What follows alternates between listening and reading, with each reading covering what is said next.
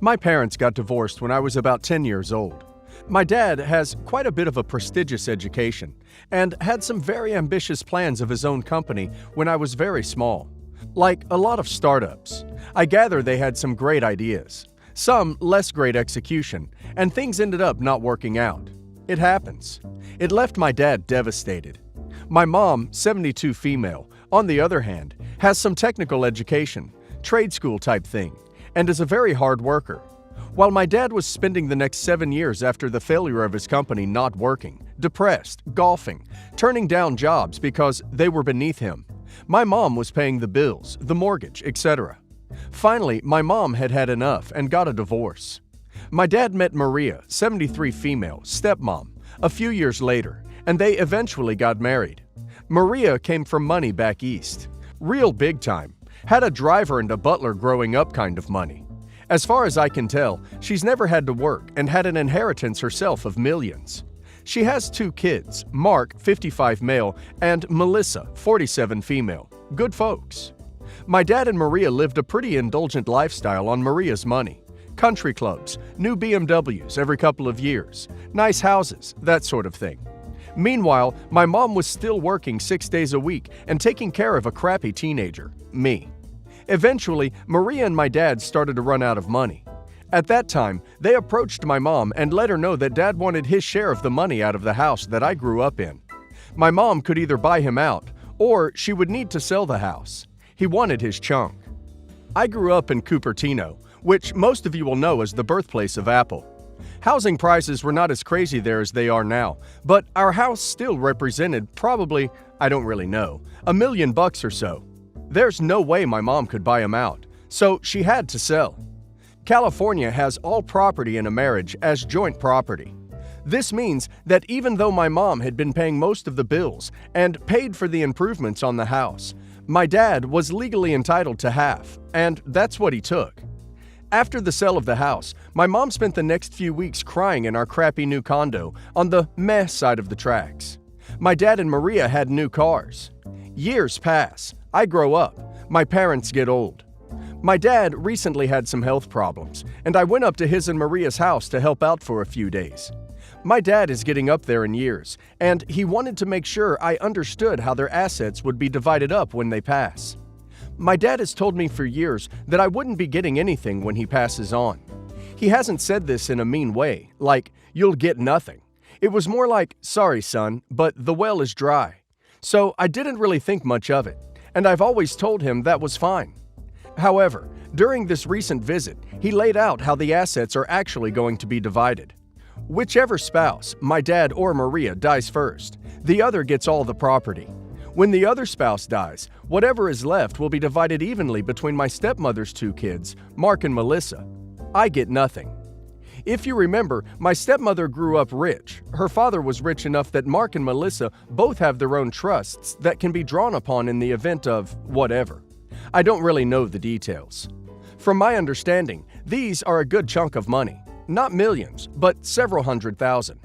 Mark, my stepbrother, doesn't need that money. He's actually rich AF through his own actions, and I'm sure whatever is in his trust is chump change for him. Melissa has had a longer path in life and probably needs it quite a bit. Both are super nice people, and I'm proud to have them as siblings. What hurts me, and the point of this post, is that they sold my mom's house to help fund their lifestyle, and then are cutting me completely out while giving whatever is left to my siblings. I'm fully aware that their estate in total could be worth only maybe $1 or $2 by the time they are done, and that's fine. In the end, it's their money. But the fact that they have cut me out hurts. A little bit of additional info that might be useful, as this is all pretty clearly my take on things. As you can imagine, I was pretty young when all the stuff with my dad's company went down, and it would be easy to take a lot of what I say happened as maybe my mom poisoning the well. I want to try to squash that idea, as my mom went out of her way as I was growing up to not badmouth my dad, or make me think any certain way about him. My timeline has been built out of frank conversations with both my mom and my dad once I was older, as well as sifting my own memories. This mainly came about after telling my mom about being completely cut out of my dad and Maria's will. I told her about it with sort of a laugh, like, Those two at it again, am I right? But my mom was a little more pissed. I guess one of the big pressure points that my dad used with my mom around selling the house was telling her more or less that he considered his chunk of the house money as my inheritance, and that he would treat it respectfully as such. As for my stepmom Maria, I don't know if she has any concept of how devastating the house sale was, or if she would even care if she did know. Certainly, I'm sure she brought way more money into their relationship in total than my dad did. She has no real concept of money and is kind of a taker in my opinion. If you picture Lucille Bluth from Arrested Development in your head, you wouldn't be too far off. Super objective of me, right? My dad and I have not had a great relationship, but we've reached a peace. He's more or less dying. Given our past, lots that I'm not going into here, I don't know that I can say I love my dad, but I want to honor him as my parent. I'm upset about being made to feel like the lesser child, but I'm willing to let it go if it means that he can meet his fate with peace of mind about his job as a father. My wife has a different take though. Her opinion is that I'm doing him a disservice by not letting him know how this has made me feel, that I'm in effect lying to him. So, should I tell my dad how hurt I am that they cut me out? Or is it better to just let it go and not bring it up? I would bring it up to him, just to get it off your chest. It may not change anything, and you unfortunately just have to accept that. I wouldn't even mention money, just that you're disappointed to be left out entirely. Surely there's something he could leave you, even if it's just a small sentimental thing. At the same time, don't let it ruin your relationship with him. Regret is a pretty heavy thing to carry around. Married high school sweetheart at age 25. She died in a car accident 5 years later. We love to travel, and so I had her ashes made into a diamond to take her with me on my adventures. Her ashes, along with both of our wedding rings, are on a chain I carry in my pocket on my adventures. Helps me feel close to her. I will always love and miss her, but I know she would want me to be happy and find love. I've been dating a new girl for over a year. I dated a bit a couple years after my wife's death, but never found love until new girl, M. M is great, and she has been so supportive and understanding of my late wife. She knows about the chain and never said it bothered her, though she never knew the stone was my wife's ashes. I used to keep the chain on my bedpost, but thought it would be disrespectful to M, so it's now safe in a drawer. I still take it with me on travels. M and I have talked about moving in together when her lease ends in 2 months. I am ecstatic for this. I want to spend my life with her. Yesterday, I was packing for a solo weekend trip to the East Coast, as she was over. When I packed the chain, M asked me what the other ring was, not X's or my wedding rings. I explained that I had X's ashes pressed into a stone, and she flipped. Couldn't believe I lied to her for a year and said what I had done was creepy and weird. Gave me an ultimatum. Get rid of the stone. I can keep our rings on the chain, just not the ashes, or she will not move in with me. I asked if I could put the stone away in a drawer, but she said no. It had to go.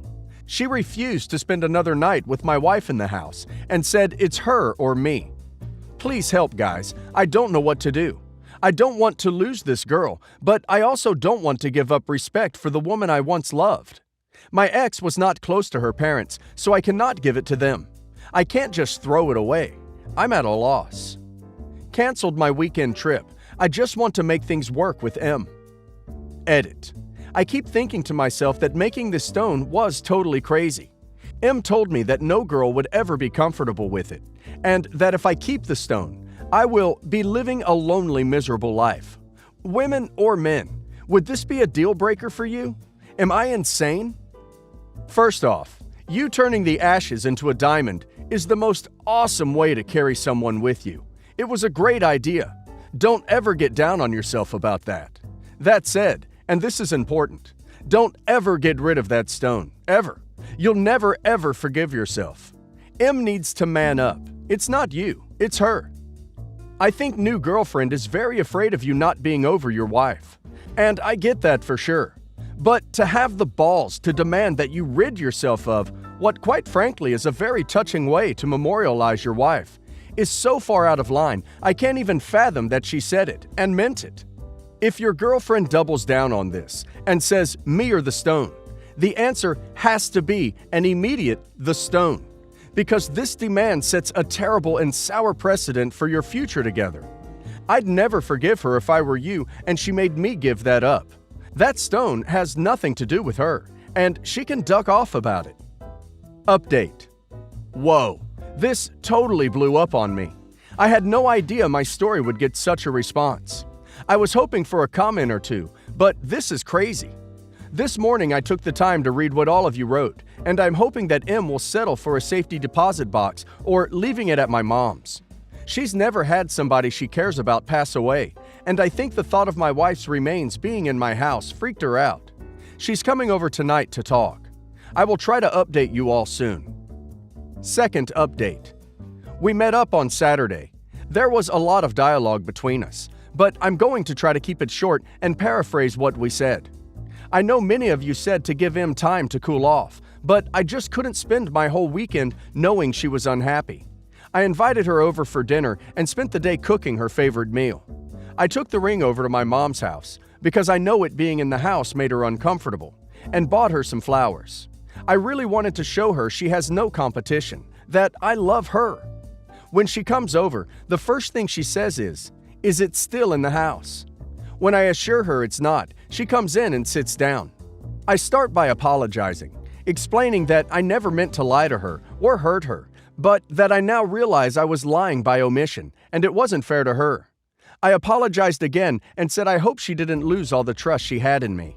I then told her how much I love her. I explained how much she means to me and how easily I could see myself spending my life with her. I go on and on about how happy she makes me, blah blah blah. She likes all this lovey apologetic talk and is smiling and holding my hand, telling me it's okay and that she loves me too. I then say it's time to talk about the ring, and she changes right before my eyes. She lets go of my hand and her happy face is replaced by one of anger. She said something along the lines of, "I thought you got rid of it." And I told her that I never said that. I simply said it wasn't currently in the house. She got angry, but I asked her to listen to me before she said anything. I explained that when my wife died, I didn't have the heart to bury her, and having her remains around felt odd to me, so the ring seemed like the best option. At this point, she's crying, with her face in her hands. I ask if she would be okay with me keeping it at my mom's place or in a safety deposit box. She's silent, then cries. Why couldn't you just bury her like a normal person? Now I'm crying, and I say that I'm sorry, that I respect my wife's memory, but I wish it didn't disrupt our relationship because I love you, M. Anyway, we cried. She said that she wishes the ring didn't bug her as much as it does, but that she's not sure if she can be with me. She says making your wife a ring isn't what normal people do, and it's making her question about my character. I ask her what she wants me to do with the ring, what her idea of get rid of it is, hoping we could compromise. She said she doesn't know what I should do with it. She just wish it never existed. She said she loves me, but she's not sure about the relationship anymore. Told me she needs to think on it. Left, without eating her dinner. I haven't heard from her since. I'm not quite sure what to do, or what we are at this point. We have stuff at each other's places, and both have keys. I love this girl, and I don't want to easily give up on us, but I'm hesitant to reach out to her again. I'm thinking of giving it some time and hoping she reaches out to me. I don't know. The thought of losing M breaks my heart. Edit. I want to add that I really don't think this is about being insecure or jealous of my wife. I think M is freaked out by the fact that I had my wife cremated and turned into a stone. I think even if I had her in an urn, M would still be freaked out. M hasn't had any experience with death, but I think she was raised with the idea that when somebody dies, they go into the ground. The fact that my wife isn't buried somewhere freaks her out. Final update. Last night, I came home from work to find a framed photo from my wedding hanging on the wall with the chain dangling around it. There was also a 5-page note from M on the coffee table. I'm not going to type the whole note because a lot of it was very personal to M. However, I will say that there was a lot of apologizing on her part. She told me that she thought a lot about the ring and even did some Googling and realized that it's not all that uncommon. She said she was completely embarrassed by her reaction and that she was uncomfortable with the thought of being around anybody's remains. She called herself disrespectful, childish, and pathetic. M also said that what I did was a beautiful thing and shows what a sensitive and loving man I am. That she wants to be with me more than anything and doesn't want to change a thing about our tradition, taking the ring traveling. She told me that she now sees that it's a lovely idea and said my wife was lucky to have me and my family. That she as well is lucky to now be a part of my and my family's life. She concluded saying that she felt as though we had a good connection and handled conflict well. She said she hopes that I know her well enough to know that this isn't the way she typically reacts. I do. She also told me she was going to get therapy, as she is worried about what will happen once somebody she knows dies. The last part of her note said that she left a surprise in my fridge, a six-pack of my favorite beer, and that she'd love to enjoy them with me if I'll have her. She told me to take all the time I need before calling her, and that she hopes someday I'll forgive her for her actions. I called immediately. We talked, and she pretty much repeated what she said in her note. I repeated what I said at dinner, that she is my number one, and that I am so sorry for lying about the ring. We have plans to see each other tomorrow night. I love the photo of me and my wife. I don't have many photos of us, and none that are framed. The chain looks perfect around it, and it's a nice little memorial to have in my home. I love the idea of starting a new home with M, while still having my wife's memory be a part of it. I know this is not what many of you wanted to read. You wanted me to kick M to the curb. However, I think that a year of good actions make up for one bad action. Her apology was genuine, and I really do feel as though this won't happen again.